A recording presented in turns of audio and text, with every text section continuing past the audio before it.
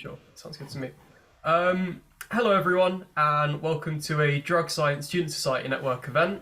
My name is Ben Clayden, and I'll be hosting today's panel. I'm a third-year student at the University of York studying natural sciences, specialising in neuroscience. I'm also the president of my university's Psychedelics and Medicine Society, and I'm the co-chair for Drug Sciences Student Society Network. Today, I'm joined by three giants in the psychedelic scene: Hayden Smith, Dr Chris Timmermann, and Dr Peter Sjöstedt-Hughes. Welcome, panelists. Thank you so much for being here. Thanks.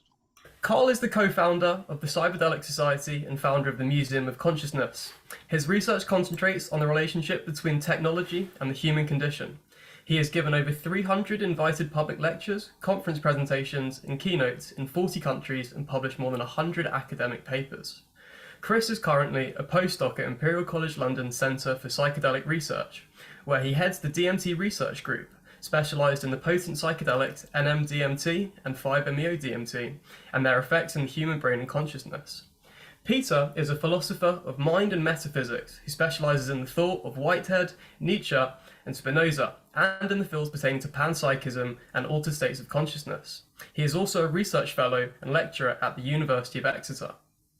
In today's panel, we'll explore the relationship between psychedelics and consciousness, how we can understand and interpret consciousness, what happens to our conscious state under a psychedelic, what can we learn about consciousness from the psychedelic experience, and can we use our knowledge of consciousness in a therapeutic context to help produce new treatment regimens? This and more to be discussed. So, I'd like to start off the panel with an open question on what is consciousness and what does it mean to be conscious? Shall I give the philosophical lowdown to start with, and then Please. specialized? So in philosophy of mind, we generally get this question quite often. I generally prefer the word sentience to consciousness because the adjective conscious generally means focused, right? So it's kind of limited, it excludes subconscious and stuff. But I think generally it's quite useful to differentiate two ways of answering this question. So you have to the question, what is consciousness? One can give the content and one can give the differentiations from non-consciousness. So with the content, we can talk about like qualia, sensations, emotions, feelings of the body, and so on. You can talk about intellect, conceptualization, reason. You can talk about modes of consciousness, like focus, level of focus, speed of time, time rate, veridicality, memory, and so on. So that's the content, and there's much more to it, of course. And another way of understanding consciousness is to differentiate it from what it might not be, right? So, for example, philosophers have proposed a number of conditions differentiating consciousness. For example, privacy, so consciousness is private, matter is public. Spatiality, Descartes said, matter is spatial, as opposed to, for example, feelings, which are non-spatial. Intentionality, so consciousness is always about something.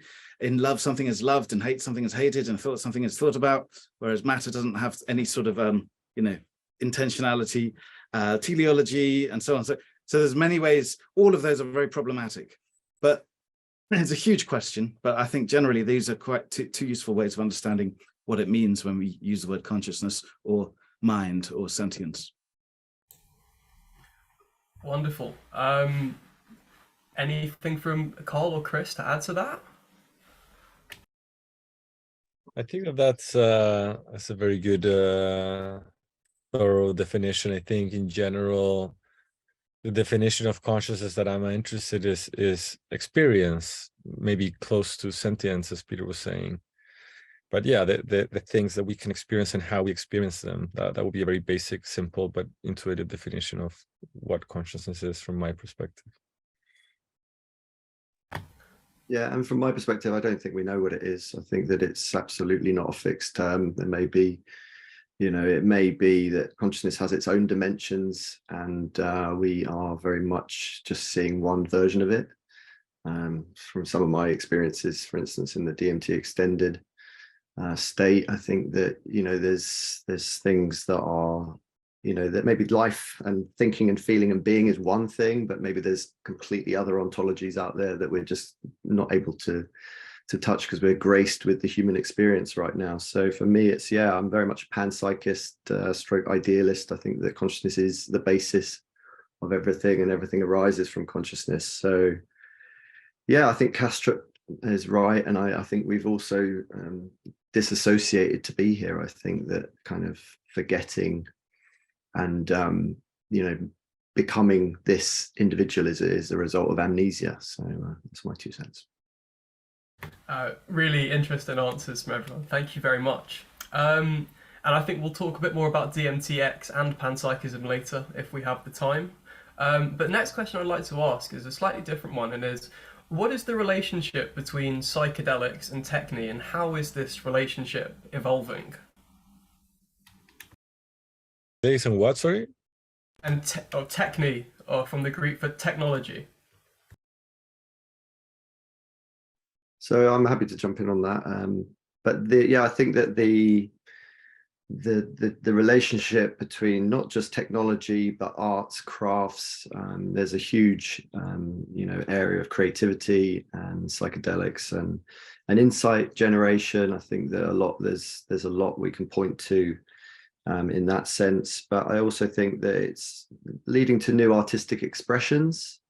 And this idea that we're now seeing with the technology of recording fMRI scans and using machine learning to actually decode what people are looking at. I think that there's some really interesting research. I know Chris is touching on this.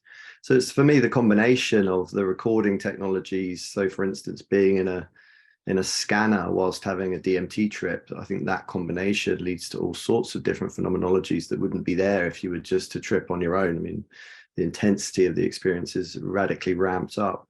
But yeah, I think that machine learning and drug discovery is another huge area where we're seeing the combination of technologies or techniques with psychedelics. And I think that it's the whole moist media area where we're looking at people tripping, but also being in virtual reality or mixed reality, and actually seeing what those combinations of dry and wetware result in. Yeah, I mean, I guess my perspective maybe is, psychedelics can be conceived as a tool, as a form of technology, of the mind, of experience. I think that's the most straightforward way that I can think of that relationship. I think it becomes very interesting when one thinks about fairly recent conceptions that the mind is not just something that is localized within the individual, but it's something that could be extended. And the way that it is extended is via our, the most straightforward things, our social interactions, the way that we engage with other people, and the way that we also navigate the world via our tools and technologies per se. So in this sense, it's intriguing when one thinks about all these effects around psychedelics, how they help form forms of formal cohesion, of social cohesion, for example, in ceremonial settings in which psychedelics are used.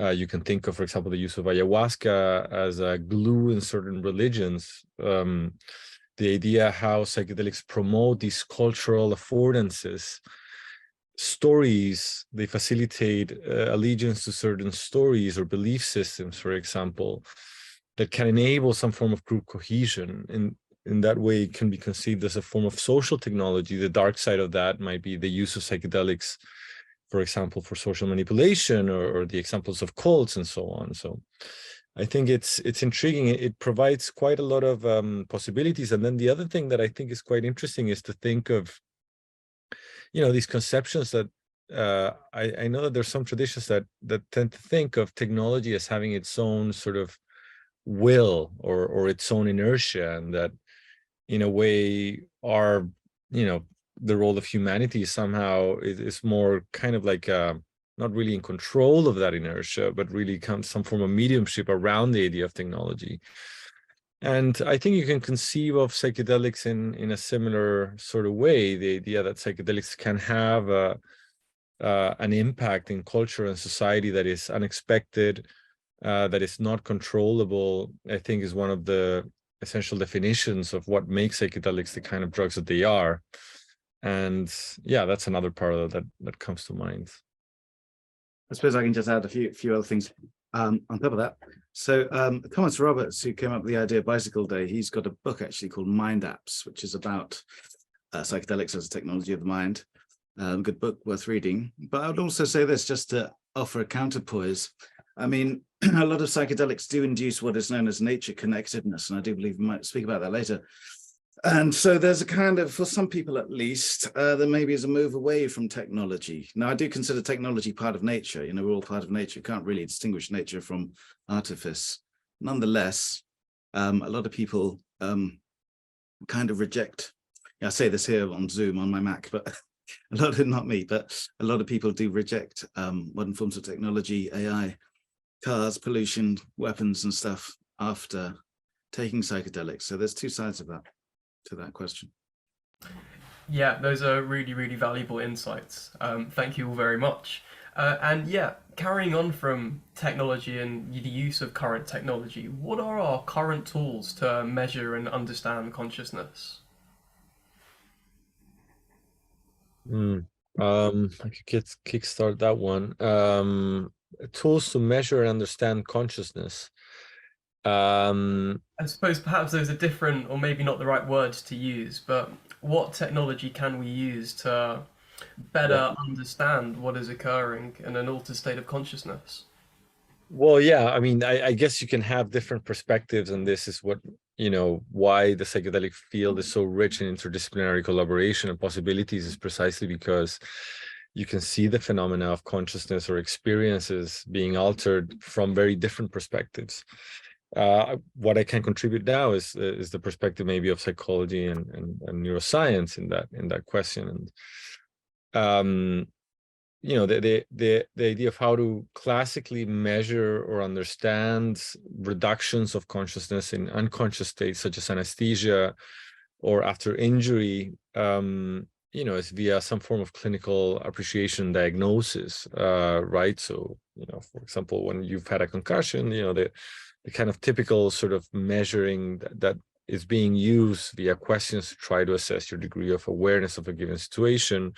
And then there's more straightforward clinical sort of diagnosis around that. And the whole sort of like field of consciousness in that regard as a state of reduced consciousness or loss of consciousness has been very tied to the clinical side of things. And I think with the advent of neuroimaging, there has been further tool developed to kind of have a measure and assessment of consciousness, which I think has become quite relevant as well, because one of the striking things that the evidence is kind of showing, that many people in the vegetative state, you know, that we thought were not necessarily there, present or conscious, via the use of fMRI, we can somehow tell, we can somehow communicate sometimes with these individuals, which gives us a sense that they might be conscious. So the quest for objective measures of consciousness has been, you know, very strong in the past years. And there's been one specific method that's been particularly interesting, which is this perturbational complexity index. So what you do is that you zap the brain with a magnetic sort of field, and then you measure the extent of the resonance that zapping generates in the brain. And that gives you a quantifiable index of whether or not a person is conscious or not. So that's the PCI, the perturbation complexity index. And, you know, when it comes to altered states, I think a big part of what's propelled, arguably, you know, the current interest in psychedelics is trying to understand altered consciousness via also neuroimaging in the past 20 years. So again, using these similar kind of tools. And I think on that front, I think just a little finding that has been quite intriguing is a study came out less than a month ago, in which they used this perturbational complexity index, so zapping the brain with the magnetic field and measuring the EEG spread, to see if people showed hyperconsciousness, if you will, in a psychedelic state. And actually the results were negative.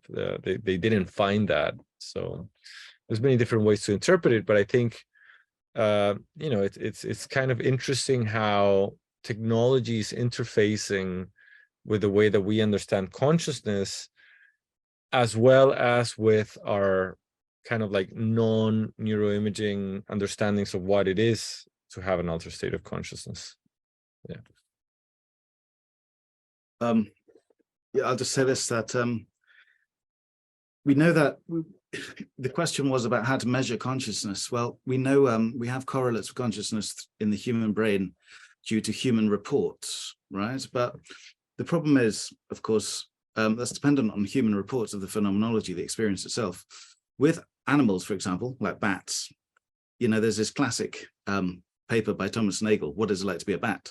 And the ultimate point of that paper is to say, we might know everything there is to know. We might be able to measure everything measurable in a bat, you know, the brain of a bat, the body of a bat.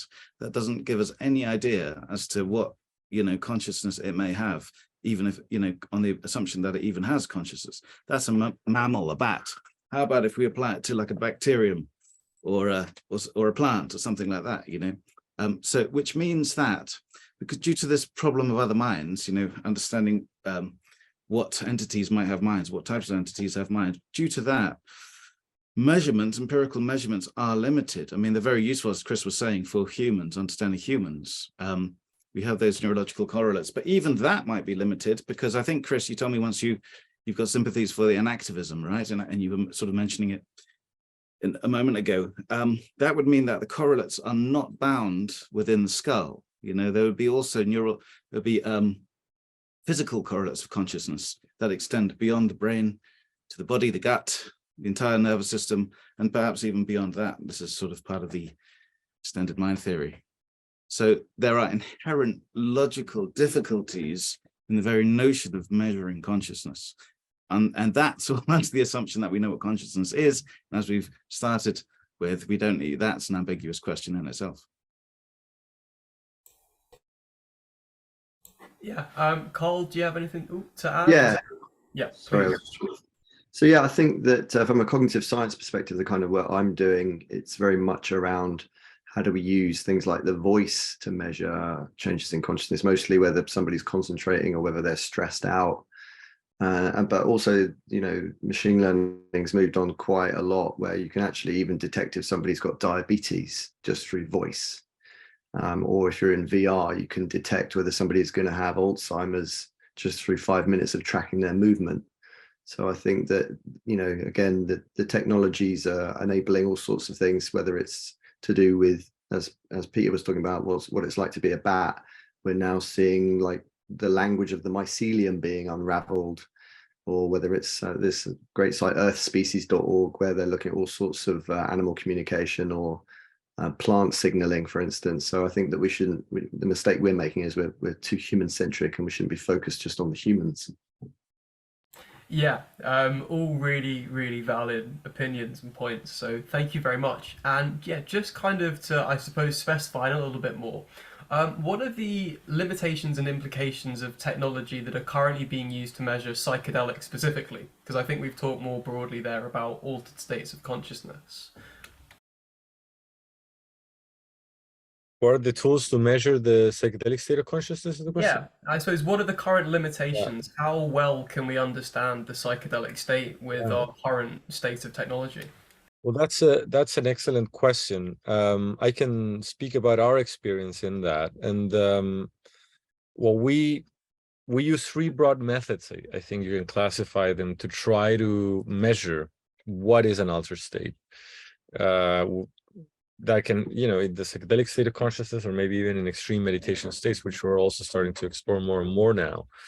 One of those methods is via the use of neuroimaging techniques. So you capture a brain state under a placebo or a normal condition or under a DMT condition, and you look at how, for example, networks in the brain are organizing, how novel connections can be made in the brain, how brain activity is changing. You can use EEG as a way to capture brainwave activity. We know that you know, that the brain works is very dynamic. It's something that happens in time. So the fact that you can get a good glimpse of different brain waves and frequencies is very useful in that regard. And then we have what you might call psychological measures, such as psychometric questionnaires. So based on theory and based on qualitative research, you know, researchers have developed over the years numerous questionnaires and ways in which we can pre-establish given items corresponding to different subscales that could measure alterations of consciousness. So for example, in these questionnaires, we have measures of mystical-like experiences.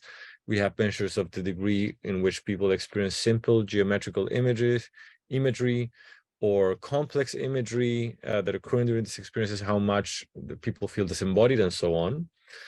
And then another way in which we measure alterations of consciousness is via the use of phenomenological investigation, in which what we are promoting there is for the individual to, as it's said in these traditions, to somehow bracket their naive assumptions about their experience, and that they revisit that experience in an embodied fashion, is a way that you try to add some form of rigor or discipline to that process of recollection, so that you can somehow get more nuanced data, data that is not so much prone to confabulation and biases that have been so commonly associated to issues of recollection that happen, especially during these experiences that are deemed many times ineffable.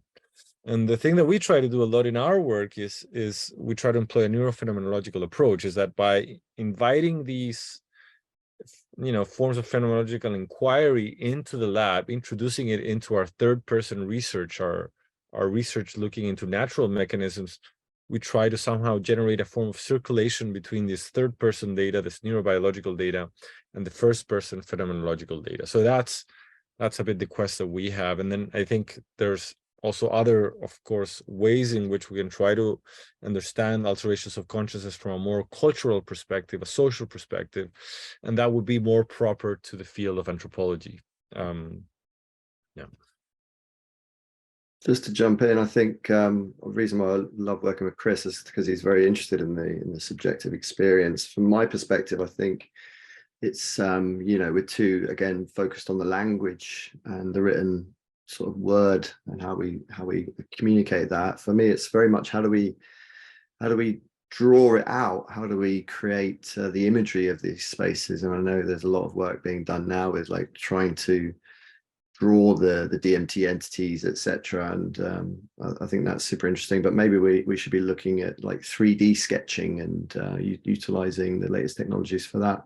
But also this idea of inter-individual variability, this whole question of that we all bring a new context to the party, and it's very hard to actually really measure without that interference, and obviously the set and setting problem that a lot of these clinical trials take place in very sterile environments, even though Imperial do a great job of pimping up the setting. I think that, and to Peter's point that, we all love to be in nature. If we could do these studies in nature, you'd probably find a very different result.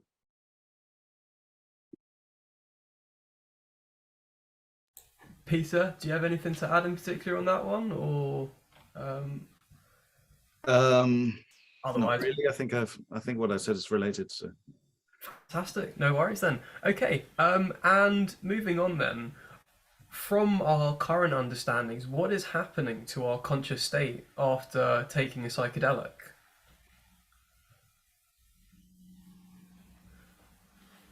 What is happening during, you mean, or after? Yeah, during. So how can we understand actually what is occurring?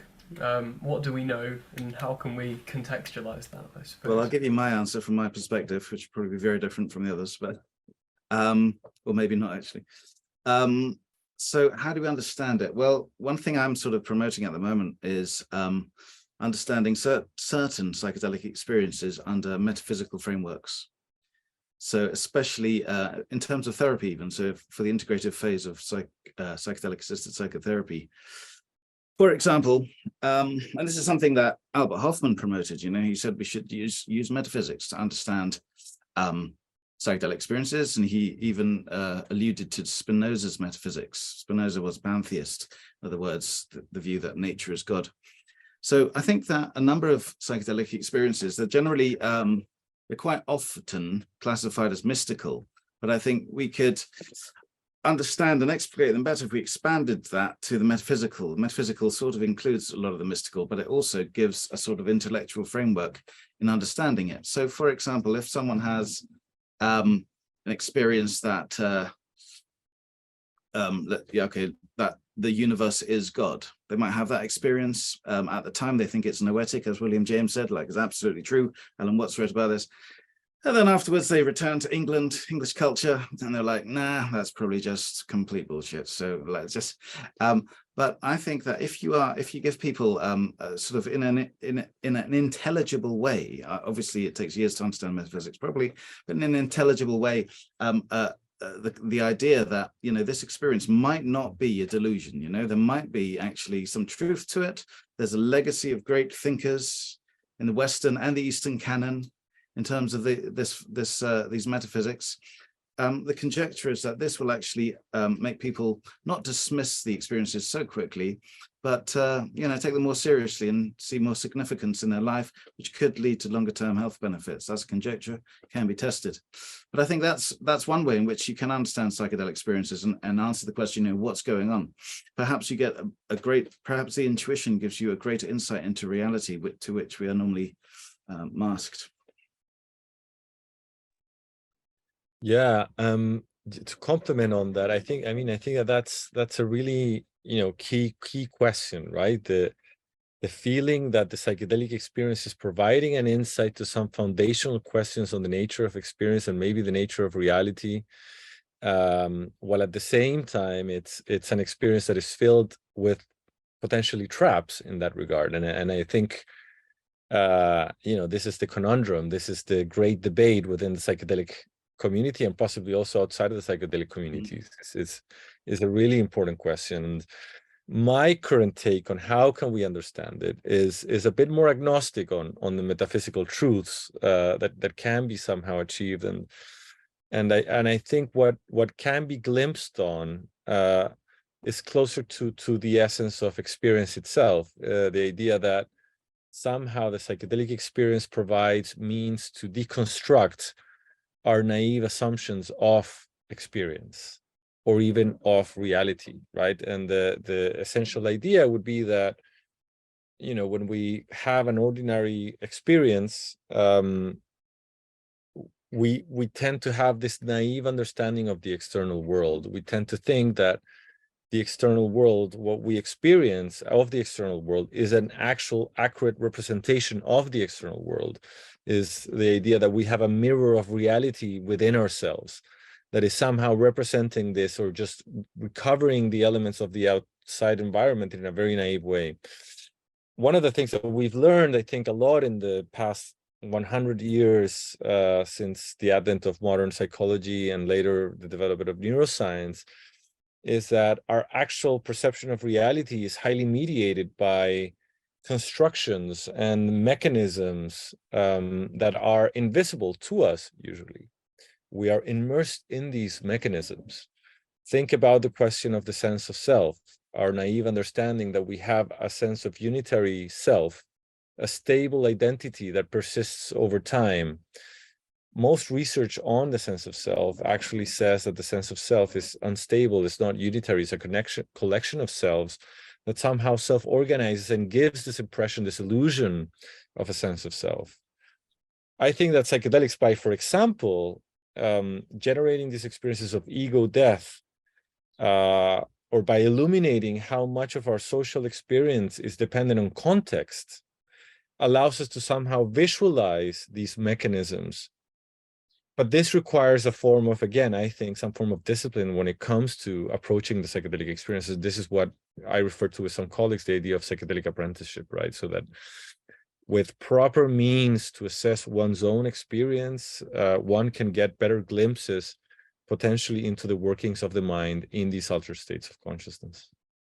Yeah, can I, before you go in, Carl, can I just reply? So, I mean, I'm not saying the pantheistic insight is veridical true, you know, I'm just saying this is a possibility. But I think one important issue is that, you know, there's no default metaphysics. We all have a metaphysics in our ideologies and our culture. Physicalism is just one of many, you know, that the mind can be reduced to physicality. This is highly problematic, like all of them, they're all very highly problematic, dualism, idealism, whatever. But nonetheless, I suppose my ultimate point, and I'm not disagreeing with you, I think we're in agreement, is that we don't know the ultimate truth of reality. We don't know the relation between experience and reality. So you're talking about naive realism there. So as we do not know, as we still have this hard problem of consciousness, this mind-matter mystery still with us, the only thing I'm sort of asserting really is that we stay open-minded with regard to a number of these insights that we get with psychedelics, certainly with regard to the self, but also with regard to nature itself, the universe, and other possible sentient beings. We just don't know. I agree. Yeah. Thanks, guys. So yeah, I guess just to repeat the question, what happens to our conscious state under a psychedelic really depends on the psychedelic. I mean, if you were to do DMT versus DPT, which is an analog of DMT, which is like, you know, a lot of people report a lot of benevolence in a DMT experience, but a lot of malevolence in a DPT experience. And also it's, you know, I think that there's very different phenomenologies in a 5-MeO DMT experience versus a very complex dissociative. You know, you may reach the unity state in both experiences, but through very different means. So with 5-MeO, you seem to experience unity very rapidly. With dissociative, you will start to sort of dissolve the boundaries of the body and everything sort of comes in. So it's a very different way around. Yeah, thank you very much. Those are really, really, really interesting points from all of you. So we will probably do 2 more questions and then we'll do a bit of a Q&A from the audience. So my second last question is there a relationship between psychedelics and panpsychism? And if so, why might this be? And I think we've touched upon this a little bit already, but please. Shall I start? I did a PhD in panpsychism, so I can say a little bit. So panpsychism, pan meaning all, psychism meaning psyche, everything has mind, but it's not idealism. It's not that everything is one mind. It's rather that everything within nature entities have minds, their own minds. They might be dispersed, of course. So from humans to bats to plants, fungi, but also molecules, atoms, and beyond, everything. Everything that is a unit of subjectivity, not an aggregate. So not my jacket, for example. That's a difficult question we won't get into. That's what panpsychism is. A number of great thinkers have held this view. For example, Spinoza, Leibniz, Whitehead, Bertrand Russell, even perhaps, arguably, many others, Fechner. What's the relationship between that and psychedelics? Well, Chris can tell you about his study where a number of people sort of seemingly shifted from physicalism to panpsychism, although I know you have some qualifications with that shift. So that was an interesting paper that came out almost a couple of years ago now, right? Why would they do that? Interesting question as to why that would happen. I'd say, you know, if let's say it does happen, why would that be? Well, I think that if panpsychism is true, then feelings of nature connectedness induced by psychedelics might be actually, again, then veridical perceptions rather than delusional ones. For example, another interesting issue is that Amerindian cultures using psychedelics often, in almost all cases, are animist, and animism and panpsychism are very close to each other. Something I'm looking into. There's a lot of interesting connections.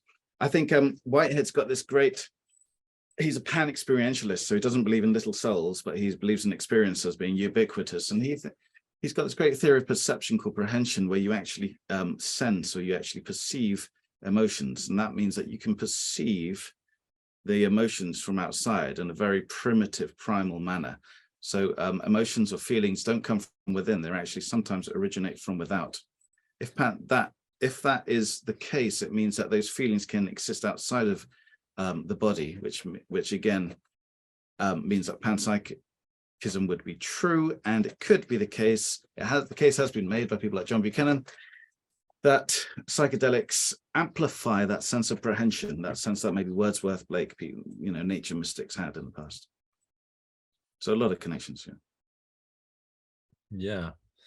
Just to comment on that, yeah, exactly. As Peter was mentioning there, the very intriguing finding that psychedelics drive people away from physicalism, the understanding that the fundamental nature of the universe is material or physical, depending on physical laws. And so our finding is indeed like people get more panpsychists, ascribing to the notion that Peter was describing. And another thing that we found, and this is kind of like an interesting thing, and has been recently replicated by another team at the Johns Hopkins University, is that not only they become panpsychists, but they tend to endorse more dualism. The idea that the fundamental nature of reality is made out of both different substances, both one is mind and one is matter or physicalism. And it's kind of, there's a lot to be said about, you know, the nuance in that, of course, and ways to measure that differently. But the fact that it is a replicated finding, I think is quite intriguing. Yeah. It doesn't really make sense because panpsychism generally is monist, right? Exactly. So the same thing. Exactly. So we need more qualitative research, and this is what Peter is doing. So it's you know, certainly something that we need to understand a bit better. Now, and just for the sake of fun, I'm going to provide a kind of like a cynical explanation of that. And one could be that, you know, there's a lot of research showing that human beings are intuitive dualists, that we are born with a sense of duality. And a naive way of understanding it is, you know, we experience the world in our day-to-day reality, and we ascribe to that experience of reality some form of, you know, let's say it's closer to physicalism or materialism. We tend to trust physical laws to not, you know, engage with the environment without dying. And then when we go to bed and we go to sleep, we have dreams, right? Or at the same time, we can cultivate our imagination. And so it seems as if we have these two registers of experience and we can inhabit them in parallel to some extent. And therefore, we're prone to some form of dualism. And this can be a belief that maybe is not something that we hold explicitly within us, but some experimental work in psychology shows that if you put, you know, different thought experiments and so on to people, they would ascribe more to this form of dualism. And if we take this notion that psychedelics somehow relax our priors, our beliefs, our assumptions of the world that we have constructed as we have grown older, as we have engaged in society, if we take this idea that somehow psychedelics deconstruct these learned notions, it could be that we return to some form of primordial psychological state in which we go back to a dualistic understanding of the world, or reality, if you will. Just a very small anecdote. So yeah, it's difficult to follow Peter on this subject, but my experience of panpsychism actually was non-drug induced, where I had a life review and was able to also leave my body and enter anything else in the scene in the life review. And the first thing I chose was a table.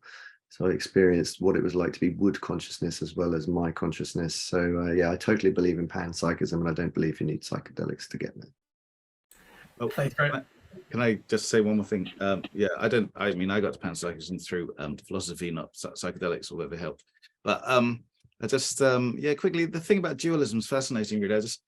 The reason is, right, so it's sometimes just a matter of definition. So modern panpsychism, like Spinoza's, is a monism. So there's one fundamental stuff, and that's expressed as matter, it's expressed as mind. It also has an infinity of other types of expression. Humans are only privy to those two, mind and matter. So you could say that's dualism in a way, right? So there's two expressions or attributes, as Spinoza calls them, right? That's a dualism of attributes, but it's not a dualism of substance, as Descartes believed. But really, the substance is one, so it's a monism. At the same time, a lot of critics say that emergentist physicalists are really dualists, because you believe that the brain gives rise to the mind, right? So you're creating a duality there as well, unless you say the brain is the mind. And if you say that, you get into all these other horrible paradoxes, like with, you know, in relation to octopuses and things like that. So I won't get into it. But anyways, it's deeply problematic. So I think one, you know, with these empirical studies, which are fascinating, I would say, and I'm not trying to give myself a job here, but, you know, like a really thorough analysis of definitions, and also qualitative analysis of participants, what they really mean when they say dualism, you know, sort of really questioning each person to really get some good data out of that. It's a really fascinating question. Amazing. Thank you all so much for your points and anecdotes. And so we are a bit short on time, so I think we're going to jump into some Q&A questions from the audience right now. First question I've got here is, what are your thoughts on the ego or the integrity of the default mode network, and how might that affect consciousness? So a bit of a complicated question from David, if you guys can open that up. The question is, what is the It's integrity, with the consequence of the integrity of the ego? well, what is your thoughts on how the ego affects consciousness and subsequently the function of the ego / the default mode network normally has? I mean, it's interesting. I mean, yeah. Yeah, I'm sure, you know, others will have something to say, but what comes to mind on my end, you know, when we think about the default mode network as having a relationship with the sense of self, it usually has to do with this idea, this part of the sense of self that has to do more with narrative, the way that we have constructed an identity, you know, by participating in social environments, the way that we build an autobiographical story of who we are and so on. So this is what we would call kind of like high level cognition aspects related to the sense of self. You have another aspect which is more related to the bodily sense of self, right? So the self that is engaged in everyday experience in a bodily fashion. This is a more implicit form of the self, and it is usually said that it's more kind of like a foundational form of the sense of self. This is something that is somehow always present there. The DMN, the default mode network, and this narrative self, they appear to have a relationship between each other, is something that, again, we construct as we grow old. So it seems as if it's a useful story. It's kind of like a heuristic, if you will, that we construct automatically that allow us to somehow engage with the world, and especially with the social and constructed world in societies and cultures, in a utilitarian fashion. So I think that that's kind of like the key function that this story of the self that we build has. And the fact that psychedelics can very radically disrupt this, I think has a strong link to the way in which we can shuffle stories around, shuffle beliefs around in the psychedelic state, and potentially why it can be helpful for treating different mental health conditions, right? So if you somehow change this overarching narrative about who it is that we are, we may be able to live better lives. That's the essential idea. You know, the word ego is a very, very ambiguous term. It's almost more ambiguous than consciousness. And it generally means self, but it has obviously connotations back to psychoanalysis, Freud, and so on. So I'm not sure if I even accept the validity of that term. Thus, ego dissolution really is like, it's a useful term in everyday speech, but does it really refer to something absolute? I'm not so sure. Also, so the question of the self, you know, as Chris was talking about, it's just, you know, I mean, there's no absolute agreed definition of what it means. Is it linked? Is it, again, are we being too anthropocentric? Are we just talking about human self in regard to the default mode network? I mean, presumably other creatures don't have default mode networks, but have a sense of self. Or if you believe in artificial sentience, it wouldn't have one either, presumably, right? That's another question altogether. But I don't think that we need to say that sort of human brain is a necessary condition for a sense of the self, number one. So, but also another very important thing, Chris, very briefly, Kant spoke about empirical apperception, which is our concept of the self. I think this can get destroyed quite easily because you destroy all forms of concepts, you know, not just of the self, but the body, of the window, the table, or whatever. But there's, you know, Kant also talks about this pure apperception, which is something that you're not conscious of, but it underlies all other memories and perceptions. So even if you have a ego dissolving trip, later on you still remember that as your trip, right? Meaning that there's something underlying it, something that ties the memory, if you remember it, to your sober state later. And this is not the sense of the self, it's a kind of condition of the self in a way, but you could call it, I mean, Kant calls it a soul, even though he's not a dualist. So very complicated, you know, very complicated issues that I, you know, really don't know the answer to at all. So just to jump back on that, I think it's an interesting point. So Thomas Metzinger, the philosopher, speaks about, that some altered states of consciousness can somehow bring to light this minimal phenomenal experience. And this, I think he links it to a very fundamental mechanism, that operates in our bodies, I think the ascending reticular system. So it's very much linked to essential forms of arousal. And I think what Peter is hinting is this possibility that in extreme states, psychedelic states such as the one with 5-MeO DMT, you can somehow dismantle entirely the conception of concepts and all conceptions of self. And I think, and therefore that there's a background awareness, and if, correct me if I'm wrong, Peter, somehow hinting towards that, the idea that there's a, something beyond the self that is somehow being accessed. Or something that ties it together, at least mnemonically. Yeah. Right. So ties it together. So yeah. So I think that it's very much an open question if there is some form of registering happening in this minimal phenomenal self. Whether or not there is a registering entity anyway that is somehow related to a observer of experience, if you will, that is tied up with a specific organism. I mean, it reminds me of Evan Thompson wrote that, we think that, we are not conscious at all during sleep, except when we dream. But he brings in this Indian notion that actually there is an underlying level, deep level of, I wouldn't say awareness, but sentience, that persists. So we can never fully get rid of it. Yeah. But it's all speculative, of course. Yeah. Well, we're trying to do the science in this. So yeah. But interesting thing with the science, let's say that it's not conscious and you do neural correlates, let's say, during sleep, dreamless. Yeah. You don't know whether those correlates really relate to any form of awareness without the report, right? Yeah. I think without the report, there's no way of putting any empirical data on it. I think it's very hard. Which is an interesting point. Well, maybe there is. Maybe you can relate it to something similar, and see if it's some kind of mechanisms, maybe. But it relates to that earlier point, doesn't it, about measurements of consciousness, how they're related to human phenomenological reports, without which we're sort of at a loss. Yep. Yeah, speechless, really. Thanks for that. But I think the key thing is, in the recent DMTX paper that Lisa published, and Chris spoke about breaking convention, that the sense of self sort of remains, and we were able to report back more as a result of that. I think Huxley's right that it's important to have holidays from the self, even if you're mentally well, at least once a month.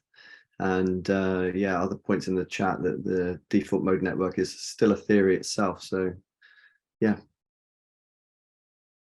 Brilliant.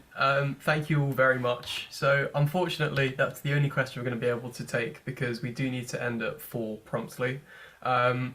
Thank you so much, the panelists, for being here and for answering the questions. I've learned a lot today, so I'm incredibly grateful for you all. Thank you very much for the audience for attending. We apologise about the slight mess up earlier. Thank you very much. Final thing to say is the Student Society Network has a talk at the University of Bristol on May 9th. If you're there, come down. It should be brilliant. Thank you all very much. Take care and have a nice afternoon. Thank you. Thank you. Thanks, guys.